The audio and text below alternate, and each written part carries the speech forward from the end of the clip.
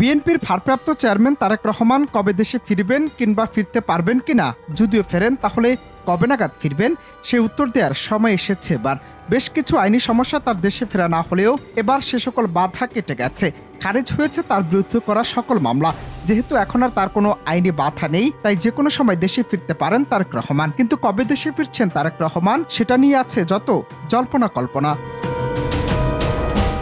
আজ হত্যা মামলা থেকে দায়মুক্তির উদ্দেশ্যে ঘুষ লেনদেনের অভিযোগে করা মামলা থেকে তারেক রহমান ও সাবেক স্বরাষ্ট্র প্রতিমন্ত্রী লুৎফুজ্জামান বাবর সহ 8 জনকে খালাস দিয়েছেন আদালত। এর মধ্য দিয়ে বিচারিক আদালতে তারেক রহমানের বিরুদ্ধে করা আর কোনো মামলা রইল না। শেষ মামলা নিষ্পত্তির মাধ্যমে এখন পুরোপুরি মামলা মুক্ত বিএনপির ভারপ্রাপ্ত চেয়ারম্যান। সেনা সমর্থিত ১/১১ তত্ত্বাবধায়ক সরকারের আমলে একাধিক দুর্নীতির মামলা থেকে জামিনে মুক্তি পাওয়ার পর ২০০৮ সালের সেপ্টেম্বরে চিকিৎসার জন্য যুক্তরাজ্যের উদ্দেশ্যে বাংলাদেশ ছাড়েন তারেক রহমান। সেখানে তিনি পরিবারের সঙ্গেই থাকছেন। দেশ ছাড়ার সময় তিনি সক্রিয় রাজনীতি থেকে অবসরের ঘোষণা দিয়েছিলেন। তবে পরে তিনি বিএনপির ভারপ্রাপ্ত চেয়ারম্যান হিসেবে দায়িত্ব নিয়ে দলের নেতৃত্বের ভূমিকায় আসেন। খালেদা জিয়া বিএনপির প্রতিষ্ঠাতা জিয়াউর রহমানের জ্যেষ্ঠ পুত্র। তারেকের বিরুদ্ধে ১/১১ সরকার পরবর্তী আওয়ামী লীগ সরকার প্রায় ৮৫টি মামলা দায়ের করেছিল।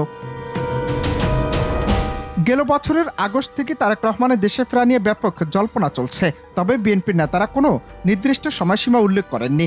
বর্তমানে বিএনপির চেয়ারপারসন খালেদা জিয়া তারেক রহমানের বাসায় অবস্থান করছেন। তারেক রহমান লন্ডন থেকে ২৪-এর গণঅভ্যুত্থানে গুরুত্বপূর্ণ ভূমিকা রেখেছেন।